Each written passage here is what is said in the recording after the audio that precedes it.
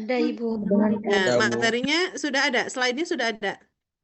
ada Sampaikan ya terkait dengan etika penelitian ini karena ini harus menjadi dasar kita atau acuan kita dalam melakukan penelitian begitu. Jadi tidak bisa sembarangan ketika kita melakukan penelitian begitu ya.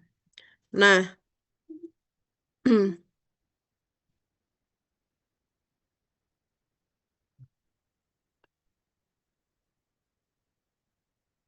apa itu yang dinamakan etika penelitian ya?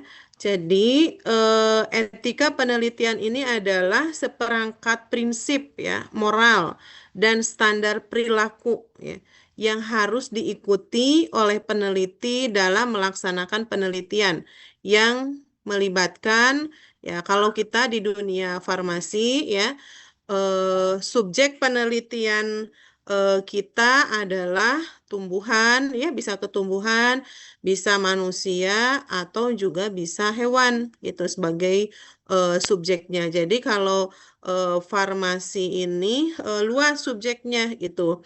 Kalau untuk bidang sosial, itu mungkin subjeknya hanya manusia saja, gitu ya. Gitu. Tapi kalau farmasi ini bisa manusia, bisa hewan, dan juga bisa suatu barang tertentu ataupun juga tumbuhan, gitu ya. Nah, tujuannya kenapa sih harus kita punya etika untuk penelitian ini? Yaitu untuk melindungi hak, melindungi martabat, keselamatan, dan kesejahteraan subjek penelitian. Ya, dalam artian mungkin ketika subjek penelitiannya mahasiswa, manusia, maaf, maka keselamatannya harus terjaga, gitu ya, haknya harus terjaga, gitu ya serta memastikan bahwa penelitian dilakukan secara adil dan bertanggung jawab gitu. Jadi seperti kehidupan sehari-hari ya kan kita juga harus punya etika ya supaya bisa ber apa bisa berhubungan dengan orang lain dengan baik ya kita harus memiliki etika. Kalau mahasiswa kan ada etika mahasiswa, kalau dosen ada etika dosen gitu ya, atau yang disebut dengan kode etik dosen. Nah, itu harus jadi pedoman gitu ya untuk kita berinteraksi gitu ya. Nah, ini yang menjadi tujuannya, maka sangat penting ya, saudara nanti yang akan melakukan penelitian, ya sebentar lagi ya, di semester 7, harus memahami bahwa penelitian ini tidak bisa dilakukan dengan sembarangan gitu. Ya, harus ada kode etik ya, etik.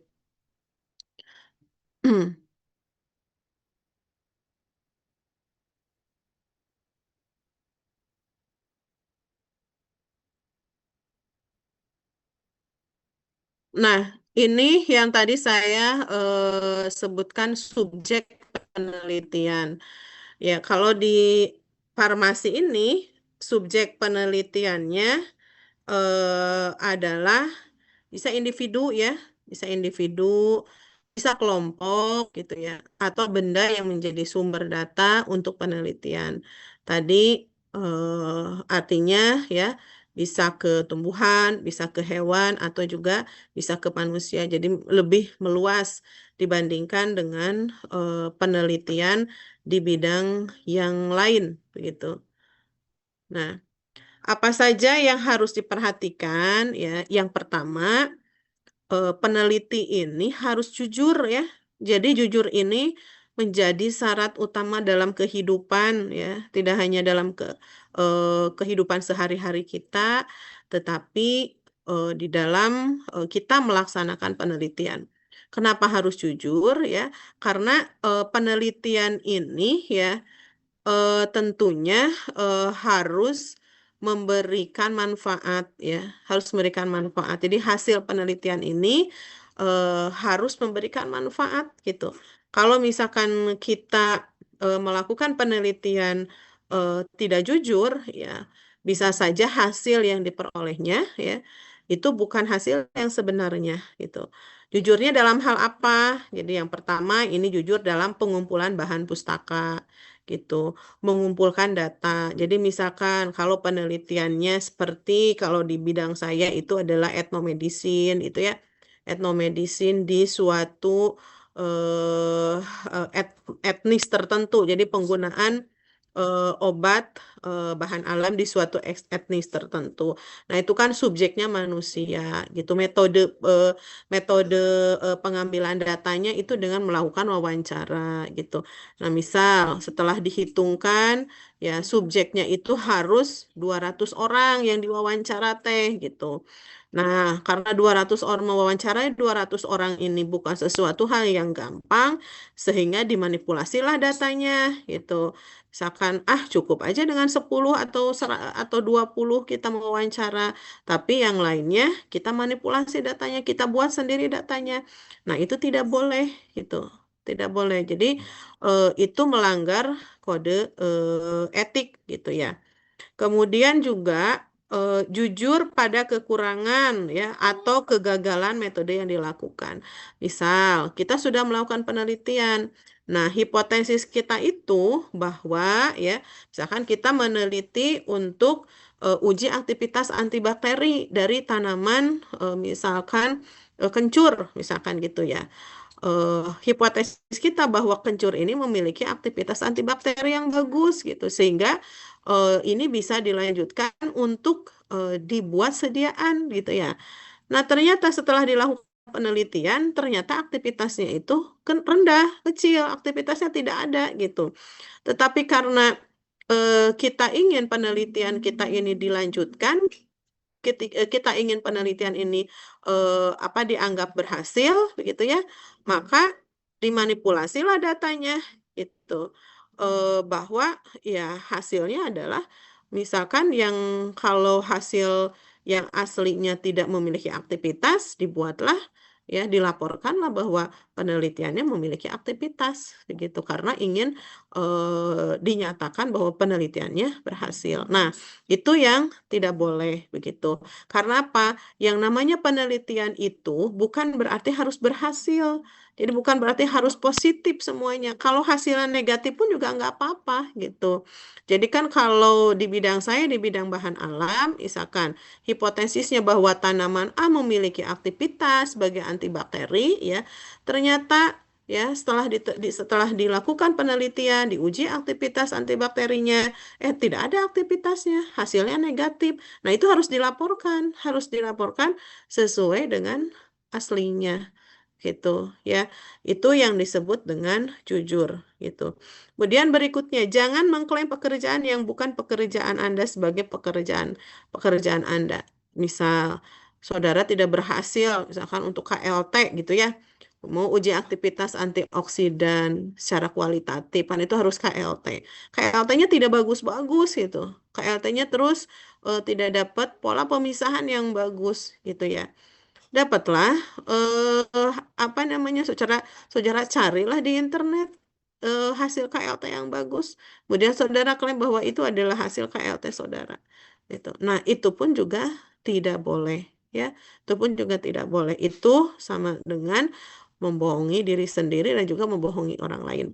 Karena ingat bahwa penelitian kita ini ya, penelitian yang kita lakukan ini akan menjadi acuan atau dasar pengembangan ya yang akan dilakukan oleh orang lain gitu. Sehingga data yang harus kita sampaikan itu harus seadanya, harus seaslinya gitu. Ya, karena apa? Ya, dasarnya adalah bahwa penelitian ini tidak mesti harus berhasil dengan hasil yang positif gitu. Hasil positif itu bagaimana, Bu? Jadi hasil positif itu kalau hipotesisnya bahwa tanaman A memiliki aktivitas sebagai antibakteri gitu ya. Jadi setelah diteliti ternyata aktivitasnya benar bagus gitu. Nah, itu hasil positif gitu ya. Nah, kalau hasil negatif mah berseberangan dengan hipotesis kita. Hipotesis itu adalah kesimpulan sementara gitu kan ya gitu. Nggak apa-apa, negatif juga nggak apa-apa gitu. Nggak apa-apa, jadi tidak harus positif semuanya hasil penelitian. Kalau tidak berhasil, sampaikan tidak berhasil. Kemudian juga, nah baru dibahaslah apa yang menyebabkan ketidakberhasilan itu gitu. Apakah kita menggunakan metode yang salah gitu ya, ataukah mungkin kita metodenya sudah betul prepare kita yang salah gitu ya, ataukah bagaimana? Nah, itu harus dicari apa yang menjadi penyebabnya. Itu ya, bisa dipahami untuk yang poin yang pertama ya, karena ini hal yang sangat penting begitu ya. Kemudian yang ketiga, objektif gitu. Nah, eh, objektif ini ya, seorang peneliti ini memang masih kan ada kaitannya dengan jujur ini ya. Jadi biasanya ya kalau misalkan kita penelitian kan memerlukan dana ya, memerlukan dana eh apa namanya dari pihak ketiga gitu. Nah, pihak ketiga eh jangan memberikan apa namanya jangan memberikan intervensi apapun begitu. Jadi kita tidak boleh terintervensi oleh siapapun gitu. Artinya ini sebetulnya masih masih masih ada kaitannya dengan jujur. Artinya hasil penelitian kita ini ya kita laporkan seadanya gitu. Itu tidak boleh apa karena misalkan ada pihak terkait yang berkepentingan, misalkan hasilnya negatif, ini harus hasilnya positif, dipositifkan hasilnya gitu. Nah, itu tidak boleh. Tidak boleh ya. Nah, kalau di farmasi mungkin nanti saudara bekerja misalkan contoh misalkan identifikasi makanan itu ya, atau identifikasi makanan atau identifikasi jamu begitu yang apakah di situ ada zat berbahaya atau tidaknya atau kandungannya sesuai dengan aturan atau tidak gitu ya, itu harus dilaporkan secara objektif begitu. Jangan sampai karena ini mah ada pesanan gitu kan, apalagi dengan diberikan insentif dari orang ketiganya, maka kita merubah hasil penelitian kita gitu. Itu tidak boleh ya, tidak boleh. Kemudian yang ketiga adalah integritas. Jadi peneliti ini harus memiliki apa karakter, memiliki integritas gitu. Ya, integritas ini dia selalu menepati janji dan perjanjian gitu ya. Misalkan apa namanya untuk penelitian yang melibatkan manusia sebagai objeknya gitu. Kita misalkan eh, berjanji untuk wawancara gitu ya, untuk bertemu gitu. Kita buat janji maka harus ditepati gitu ya. Hmm. Kemudian yang berikutnya adalah teliti ya.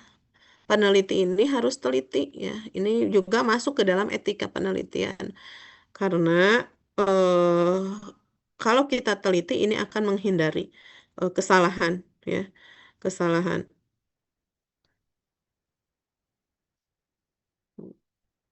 ya.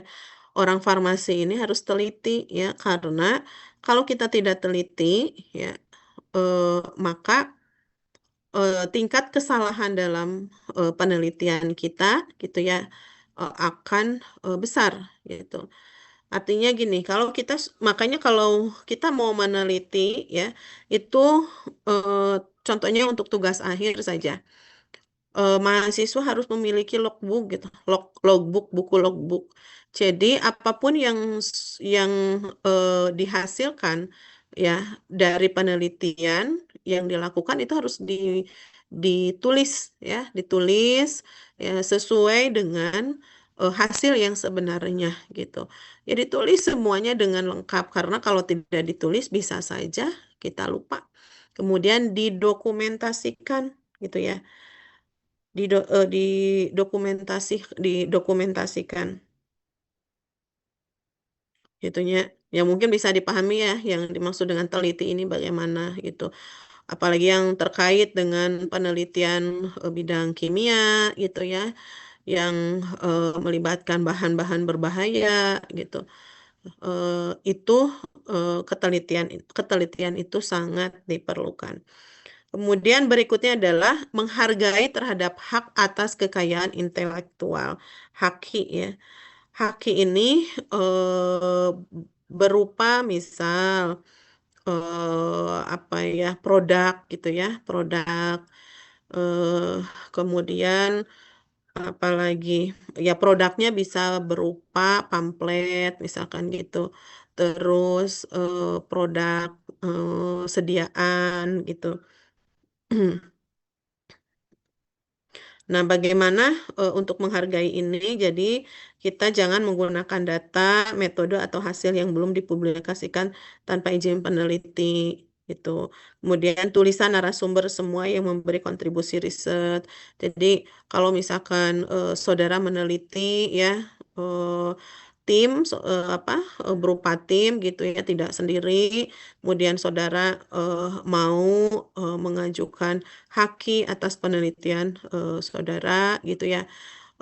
Semua orang yang terlibat di dalam penelitian saudara itu harus dimasukkan gitu sebagai apa namanya, peneliti gitu. Walaupun kontribusinya misalkan yang satu mah kontribusinya dari sisi dana, yang satu mah kontribusinya dari sisi apa, yang satu dari sisi apa, itu harus dimasukkan. Kemudian berikutnya adalah menghargai terhadap kerahasiaan responden. Gitu. Jadi kadang responden ini eh, dia apa ya, tidak ingin ya, tidak ingin informasi dirinya ter, terekspos gitu. Maka kita pun juga harus menghargai itu gitu. Makanya kan data yang ditampilkan itu tidak orang per orang, tapi sudah data keseluruhan gitu. Misalkan kita mau mencari masyarakat yang mengidap penyakit TBC misalkan di suatu daerah tertentu gitu ya. Nah, mm, itu apa namanya? Kita punya kewajiban untuk tidak memberikan informasi nama gitu ya, terutama nama lah. Inisial pun juga itu tidak boleh gitu ya. Tetapi kita kalau untuk kalau untuk menyampaikan data secara umum itu diperbolehkan gitu, karena di situ tidak ada nama. Kemudian eh, publikasi yang terpercaya ya, publikasi yang terpercaya. Jadi kalau ini kalau penelitiannya sudah apa namanya, sudah selesai gitu ya. Terus kemudian kita akan mempublikasikan hasil penelitian kita gitu. Maka kita boleh mempublikasikan di jurnal tertentu gitu. Nah, tetapi publikasi ini tidak boleh dilakukan secara berulang gitu. Jadi kita memasukkan di jurnal A, oke, sudah. Kemudian berikutnya kita masukkan lagi di jurnal B gitu. Kemudian berikutnya lagi ada seminar nasional, kita publikasikan di seminar gitu. Nah, itu yang tidak boleh gitu ya. Kemudian berikutnya penghargaan terhadap kolega atau rekan kerja. Ya, tadi mungkin sudah disinggung sedikit, artinya bahwa siapapun yang berkontribusi ya atas penelitian kita, maka harus kita masukkan sebagai tim peneliti ya, biasa di dalam publikasi. Nah, biasanya kalau untuk penulis pertama ya mungkin kita yang melakukan penelitian ya, itu sebagai first author. Nah, sedangkan yang lainnya itu sebagai co-author, jadi peneliti kedua. Berapapun kontribusinya itu harus dimasukkan. Yang tidak memiliki kontribusi jangan dimasukkan gitu. Jadi yang memiliki kontribusi saja yang dimasukkan Itu ya, intinya kalau untuk publikasi itu harus berdasarkan kesepakatan tim gitu. Itu siapa yang memberikan kontribusi itu yang dimasukkan. Kalau yang tidak memiliki kontribusi ya apa namanya tidak boleh dimasukkan gitu karena itu merugikan ya, merugikan timnya gitu ya. Kemudian berikutnya ada kompetensi. Hmm, hmm. Kompetensi. Jadi ketika kita mau meneliti ya, jadi ini masuk juga etika ya. Maka kemampuan atau keahlian kita harus ditingkatkan gitu. Jadi tidak bisa kita mau meneliti, tapi kita tidak memiliki keilmuan terhadap apa yang akan kita teliti gitu. Nah ini ada kaitannya dengan nanti tugas akhir saudara gitu ya. Jadi nanti tugas akhir saudara ini kan dibagi bidang. Dibagi bidang, ada bidang bahan alam, ada bidang kimia, ada bidang formulasi, itu ada bidang farmakologi, itu ada 4 bidang ya. Nah, dimanapun saudara dapat bidangnya ya, itu ya kalau untuk tugas akhir ya, resikonya adalah saudara harus memahami bidang tersebut gitu. Jadi kalau misalkan dapatnya bidang bahan alam, ya saudara tidak suka bidang bahan alam, ya wayahna harus dipelajari bidang bahan alam ini gitu. Karena kalau kita tidak memiliki keilmuan, tidak memiliki cukup keilmuan, penelitian kita tidak akan berhasil gitu. Karena penelitian itu bukan hanya mencampur zat A dengan zat B gitu ya. Terus kemudian merekap hasilnya bukan seperti itu gitu. Tetapi di situ ada proses analisis untuk pembahasan gitu ya. Jadi apa? Ada yang mana ketika pembahasan ini harus dikaitkan dengan teori, dasar teorinya gitu. Artinya berarti harus ada pemahaman gitu. Hmm. Kemudian yang berikutnya eh, keterbukaan gitu ya. Terbukaan, keterbukaan ini eh, apa namanya teh? Artinya tidak ada data yang disembunyikan gitu ya. Tidak ada data yang disembunyikan ketika hasil penelitian sudah selesai ya tidak ada data yang ditutup-tutupi gitu ya. Kemudian yang berikutnya mengutamakan keselamatan manusia. Jadi apabila menggunakan peneliti ya eh, menggunakan apa namanya manusia gitu. Nah, harus dihargai ya privasi dan haknya gitu. Kemudian eh, apabila penelitian ini eh, mengganggu keselamatan jiwanya ya harus dihentikan. Ya ini terutama untuk uji hedonik gitu ya kalau untuk buat sediaan atau nanti uji klinik gitu.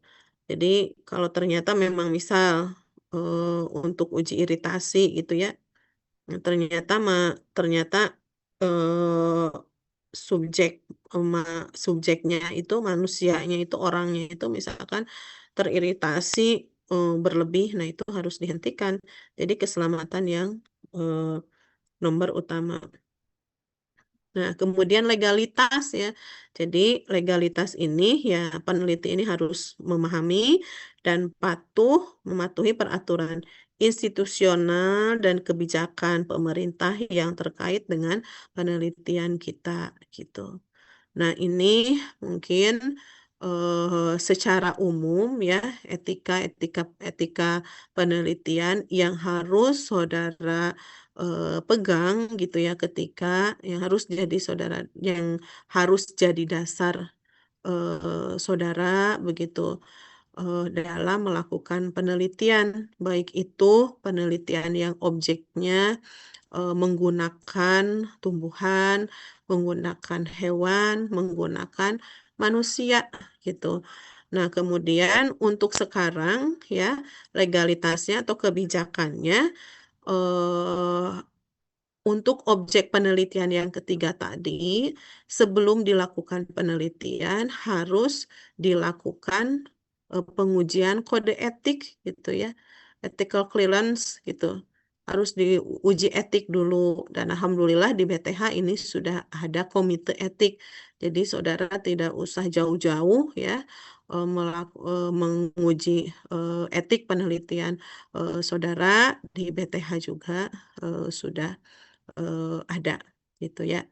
Nah, itu mungkin sementara yang bisa saya sampaikan terkait dengan etika penelitian ini.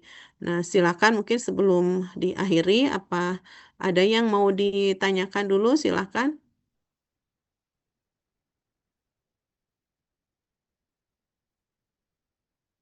atau saya yang bertanya.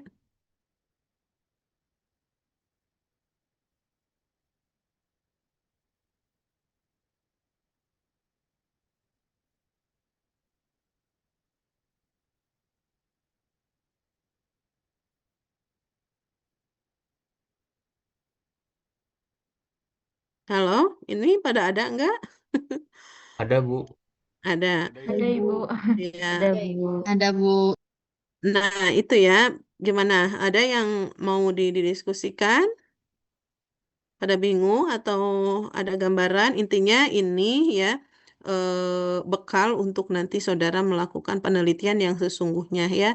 Karena saat ini kan di metode penelitian saudara baru sampai ke bab 1, 2, 3 ya, sampai metode penelitian gitu. Nah, berikutnya eh, nanti di tugas akhir 1 juga sebetulnya sama masih sampai ke metode penelitian. Nah, nanti tugas akhir 2 baru ke laboratorium itu untuk penelitian yang di laboratorium. Kemudian ke masyarakat untuk penelitian yang ke masyarakat, ke rumah sakit untuk yang penelitian di rumah sakit. Yang mudah-mudahan bisa dipahami ya, dan ini tidak hanya dipahami tetapi harus menjadi apa? Menjadi acuan, menjadi dasar saudara harus dipegang teguh gitu. Ini adalah jadi etika ini jadi prinsip ya, harus jadi prinsip gitu. Sekali lagi ya, penelitian itu tidak harus positif hasilnya gitu. Tidak berhasil pun juga nggak masalah gitu. Gitu ya. Jadi biasanya kalau orang merubah data itu ingin hasilnya positif, ingin hasilnya baik gitu ya. Itu biasanya suka seperti itu gitu. Padahal itu merugikan orang lain. Selain merugikan diri sendiri, merugikan orang lain. Jadi kalau dikembangkan oleh orang lain, ya ini bahaya gitu. Ya, yang tadinya yang aslinya tidak ada aktivitas, ya ternyata dilaporkan ada aktivitas gitu. Kemudian dibuatlah sediaan oleh orang lain gitu. Ternyata setelah dipakai sediaannya, ternyata tidak ada aktivitasnya gitu. Kan itu merugikan gitu ya. Jadi pesan saya, jadi untuk nanti saudara yang penelitian, jangan targetnya adalah jangan ingin penelitian kita ini positif semuanya, berhasil semuanya gitu. Kalaupun tidak berhasil tidak masalah, yang penting nanti dibahas kenapa tidak berhasilnya gitu. Ataupun juga bisa diantisipasi supaya berhasil. Jadi di eh, di apa di latar belakang ya, latar belakang penelitian itu dibuat harus sedemikian rupa gitu. Saudara mencari artikel yang mendukung penelitian saudara ini harus dari artikel yang terpercaya gitu ya, dari artikel yang dipublikasi di jurnal terpercaya ya, di jurnal Sinta 2, Sinta Sinta 3 ya, Sinta 1, 2, 3 lah, 1, 2, 3, 4 gitu ya. Kemudian di jurnal internasional, di Scopus gitu. Jadi dari awal ini sudah diminimalisir eh sudah diminimalisir supaya tidak terjadi hasil yang negatif gitu. Gitu ya. Gitu terus harus teliti, harus ulat ya, apalagi ini farmasi ya yang berhubungan dengan zat kimia harus hati-hati itu etika itu masuk ke dalam etika. Gitu. Pada prinsipnya adalah jujur saja jujur. Sudah seadanya aja tampilkan. Data ini saya dapatnya data seperti ini. Sudah tampilkan. Mau berhasil, mau tidak tampilkan. Kemudian kalau tidak berhasil bahas kenapa tidak berhasil. Itu namanya juga penelitian ya, tidak harus berhasil terus. Dan penelitian itu biasanya tidak bisa sekali gitu. Jadi harus diulang lagi. Kalau tidak berhasil, ulang lagi. Ketika yakin bahwa ini harus hasilnya positif dan yang kita peroleh adalah negatif, maka kita harus ulang lagi. Ini ada yang salah apa? Evaluasi, ada yang salah apa ini gitu. Sampai akhirnya berhasil. Jadi harus tekun juga gitu ya. Baik, mangga sebelum diakhiri karena terlalu lama pun juga tidak kurang bagus ya. Silakan ada yang perlu didiskusikan atau sudah cukup? Sepertinya cukup, Ibu. Ya, kalau sudah cukup ya, saya ada satu pertemuan lagi mungkin bisa besok hari ya, besok malam lagi paling jadwalnya karena siang saya ada full jadwalnya ya. Baik, kalau tidak ada